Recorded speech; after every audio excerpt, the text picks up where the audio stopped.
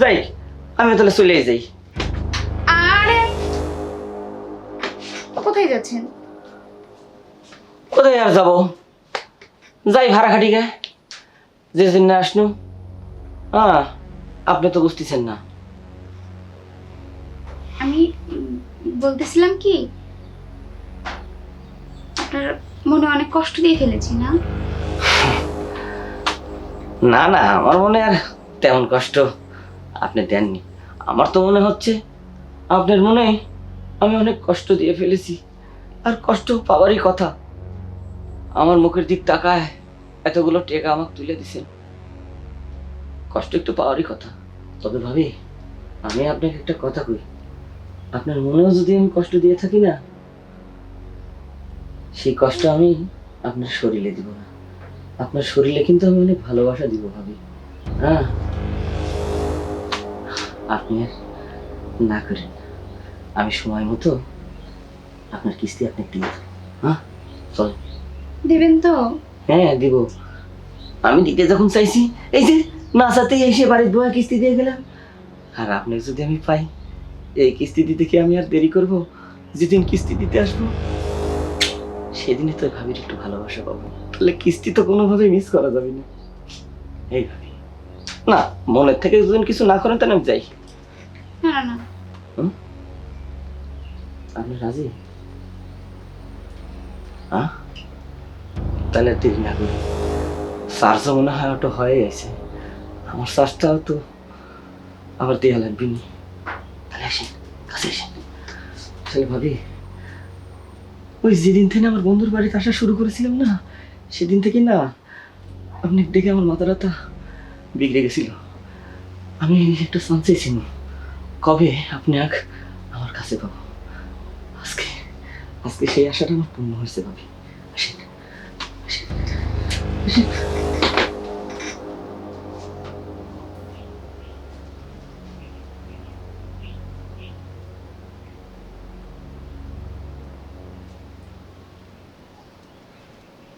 রিমি, রিমি, ভেতরে আসো। কি ব্যাপার? এত অবেলায় শুয়ে আছো? শরীর খারাপ নাকি? মাথাটা ব্যথা করতেছে, শরীর ভালো লাগতেছে না। কেন হঠাৎ মাথা ব্যথা করতেছে?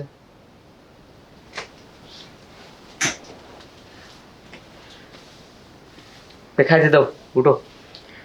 আমি গোসলটা করে আসি, বসো। তুমি তো সকালে গোসল করলে, আবার এখন গোসল? অনেক গরম পড়ছে না, শরীরটা এমনি ভালো লাগতেছে না, কথা বাড়াইও না। কই গরম, আজকে আবহাওয়া ঠান্ডা না। তুমি সারাদিন অটো চালাও, বাতাসে থাকো। বাইরে বাইরে তো ভালোই বাতাস হয়, বাসায় থাকো না, বুঝবা। ও, গোসলে যাচ্ছি। দাঁড়াও, তোমার কি হয়েছে বলো তো সত্যি করে। আমার আবার কি হবে?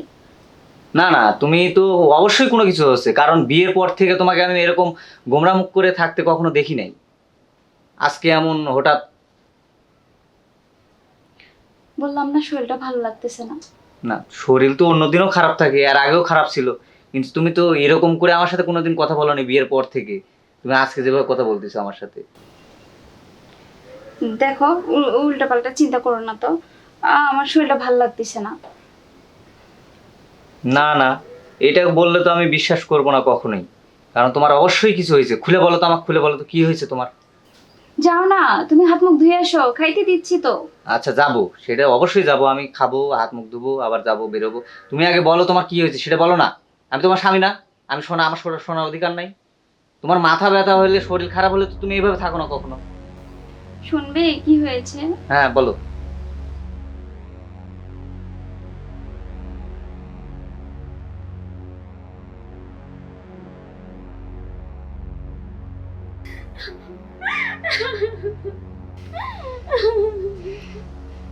তুমি কেঁদো না, তুমি কেঁদো না, আমি বললাম না তুমি কেঁদো না।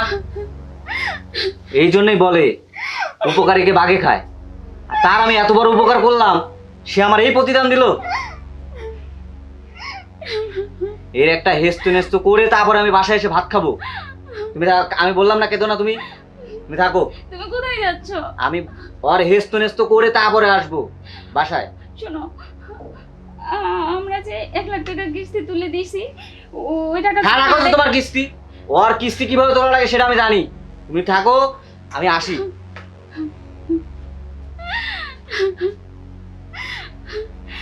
কি যে হয় আমি কিচ্ছু বুঝতে পারতেছি না।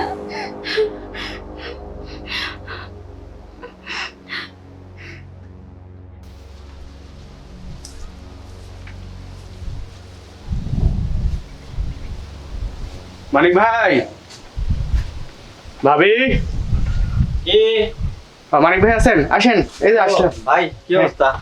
এই কিস্তি এলা আসছে, বইয়ের টাকাটা নিয়ে এসো। উফ, কি অবস্থা ভাই? এই তো ভালো। আজকে একটু গরম হলো, বাতাস আছে। হ্যাঁ আজকে একটু গরম হলো, বাতাস আছে, মেঘলা মেঘলা ভাবও আছে, অতটা ভালো। আসসালামু আলাইকুম ভাই। হ্যাঁ, ওয়ালাইকুম আসসালাম। ভালো আছেন? হুম। আপনাদের দুজনকে তো একসাথে পাওয়াই যায় না। যাক, কপালটাই ভালো আমার। না আজকে একটু গাড়ি নিয়ে বের হয়নি, গাড়ির চার্জও নাই, বললাম যে কারেন্ট ছিল না, কারেন্ট আসছে, চার্জও দিছি। এখন ভাড়াটাটা মনে হয় ভালোই হচ্ছে ভাই। সামনে এই, আল্লাহ দেয় যেটাই দেয়। না, কিস্তির টাকা নিয়ে ভালো একটা কিছু করতে হয়, সংসারের জন্যই করতে হয়। দেখ, হুম, তা তো অবশ্যই। হ্যাঁ বসো। সম্পূর্ণ টাকাই আছে না ভাই? হ্যাঁ ভাই সম্পূর্ণ টাকা আছে। ভাই কিছু যদি মনে না করেন একটা কথা বলতাম। হ্যাঁ হ্যাঁ, বলেন। আমি তো আপনাদের এই মেলা আগের থেকে লেনদেন করি, সেটা তো জানেন। হ্যাঁ হ্যাঁ, আমার বন্ধু ওই যে হেলাল আছে না, চিনেন তো মনে হয়? হেলাল? আরে সমস্যা নেই। Cheater cheater? হ্যাঁ হ্যাঁ, তো হেলাল? এ, ওকে তো কেউ কিস্তি টিস্তি দেয় না, আপনাদের ওই জায়গা মনে হয় গেছিল এর আগে। না না না, ওর সব মানুষের কিস্তিতে আমরা মরবো নাকি ভাই? আমি আপনাদের ওই জায়গা থেকে যে 2 লাখ টাকা তুলছিলাম, হ্যাঁ। তো ও একদিন এসে হঠাৎ করে আমাকে ধরে আচ্ছা। যে ভাই আমার 1 লাখ টাকা খুব দরকার, হ্যাঁ। তা আমাকে একটু টাকাটা দিতেন, খুব উপকার হতো। হুম। তো আবার বন্ধু হয়, এটা এখন বন্ধুর কথা তো ফেলা যায় না। হ্যাঁ, আচ্ছা আচ্ছা। তা আমি আপনাদের থেকে 2 লাখ টাকা নিয়ে ওকে 1 লাখ টাকা দিছি। হুম। তে দেওয়ার পরে কিস্তি দিতে এসে হুম। তে আপনার ভাবির সাথে একটু বেয়াদবি করছে। হুম। তো এটা কি করা যায় বলেন তো ভাই? আমি তো টাকা দিয়েও বিপদে পড়ে গেছি, আমি কিছু তো করতেও পারছি না। তো সাংঘাতিক ব্যাপার রে ভাই। মানে আপনি 2 লাখ টাকা তুলছেন আপনার জন্য না? আমার জন্য 1 লাখ টাকা তুলছি, আর 1 লাখ টাকা ওকে হচ্ছে যে দিছি। এখন উপকার করে কি বিপদে পড়ে গেছি? তার মধ্যে 2 কিস্তি দিছে মাত্র। 2 কিস্তি দিছি। Blackmail, blackmail. দেখেন, প্রথম কথাটাই হচ্ছে যে আমরা কোনো সিটার বাটপার যারা, তাদেরকে কিন্তু কিস্তি দেই না বা লোন দেই না। দ্বিতীয় কথা হচ্ছে, আমরা আমাদের গ্রাহককে সবসময় বলি যে আপনারা আমাদের কাছ থেকে লোন নিয়ে এই টাকা দিয়ে কিছু উন্নয়নমূলক কাজ করবেন, সেটা সংসারের কাজেই। যেমন দেখা যাচ্ছে যে এটা দিয়ে আপনি একটা গরু কিনলেন, কয়েকটা ছাগল কিনলেন। হ্যাঁ, আপনার যদি দেখা যাচ্ছে জায়গা কেনার দরকার হয়, জমি কেনার দরকার হয়, সেটা কিনবেন। কিন্তু এই টাকাগুলো দিয়ে আপনি এক জায়গা থেকে লোন নিয়ে একটা ধার পরিশোধ করবেন, এরকম না। আমার নিলেন, নিয়ে স্বজন প্রীতি করলেন, এইভাবে কিন্তু আমরা দিই না। আমরা কিন্তু সবসময় আমাদের গ্রাহকদের বলি। এটা ভাবেছিলেন, ওই মিটিংয়ে ছিলেন তো আপনি? হ্যাঁ। কিন্তু তারপরেও আপনারা ভুল করে বসলেন। তো এখন এটা কি করা যায় বলেন তো, একটা বুদ্ধি দেন। যেহেতু একটা সমস্যায় পড়েই যাচ্ছেন, টাকাও তো প্রায় 1 লাখ টাকা। টাকাও যেন তোলা যায়, আবার যেন হচ্ছে যে সম্মানটাও যেন যে জায়গায় সে জায়গায় থাকি। না ঠিক আছে, শুনেন, একটা ব্যবস্থা আছে। আপনি একটা কাজ করেন, ওই হেলাল ওটাকে আবার একটু কৌশল এখানে আনেন। আমি স্বচ্ছকে তার ইয়েটা দেখি, কারণ আপনাদের কথার উপরে বিশ্বাস করে তো একটা কিছু পদক্ষেপ আমি নিতে পারি না। দেখার পর যদি দেখি যে না, ব্যাপারটা সত্যি ঠিক এমনই যেমনটি আপনারা বলছেন, তাহলে আমি তার বিরুদ্ধে একটা আইনগত ব্যবস্থা নিব। আপনারা কোনো টেনশন করেন না। ব্যাপারটা যদি সত্যিই হয়, তাহলে ওই 1 লাখ টাকার কিস্তি তাকেই দিতে হবে। আমি অফিসে গিয়ে স্যারের সাথে এটা নিয়ে আলোচনা করব। যদি এটাই হয়ে থাকে, আপনাদের কোনোভাবে যদি সে ব্ল্যাকমেল করে থাকে, তাহলে আমি ওই টাকাটা তারপরে চাপিয়ে দিব। যেটাই হোক না কেন আমি করব। আর আপনাদের কাছে একটা অনুরোধ, এই যে ভুলটা আপনারা করলেন, এটা জীবনেও করবেন না। আপনারা ভালো গ্রাহক, এই জন্যই কিন্তু আমাদের এনজিও থেকে কিন্তু আমরা লোন ভাই এটা আমি করতে চাই না। এই যে বন্ধুর জন্য দরদ। না না না, এখন এসে যদি একটা মানুষ যদি হাতে পায়ে ধরে, কারণ বন্ধু মেলা দিন থেকে পরিচয়, আমি ওইভাবে দিলাম, আপনি অনেক বড় একটা উপকার করলেন, মাথা থেকে একটা বোঝা মনে হয় কমে গেল, এরকম একটা অবস্থা। আপনি একটু নিজের মনে করে একটু হচ্ছে যে জিনিসটা একটু আপনি দেখেন একটু। অবশ্যই দেব। এই জন্যই দেখবো যে আপনারা অনেকদিন হলেই আছেন আমাদের একজন ভালো গ্রাহক। যেহেতু তুমি তো চিটার, আর চিটার লোকের ইয়েটা সহজে ধরা যায় না। আপনারা যেহেতু একটা ইয়ে পড়ে গেছেন, অনুরোধ করবো দ্বিতীয়বার আর কোনো প্রকার এই ধরনের স্বজনপ্রীতি বা এই ধরনের মানুষের সাথে বন্ধুত্ব করবেনই না। এই কান ধরে হচ্ছে যে তোবা পড়ছি আমি, যে জীবনও কাউকে কোনোদিন হ্যাঁ, 5 পয়সা দিয়ে কোনোদিন সহযোগিতা করব না। আমি বিশেষ করে এই নিজে- লোনের টাকা দিয়ে। হ্যাঁ, লোনের লোনের টাকা টাকা দিয়ে। দিয়ে। হ্যাঁ, করবেন না।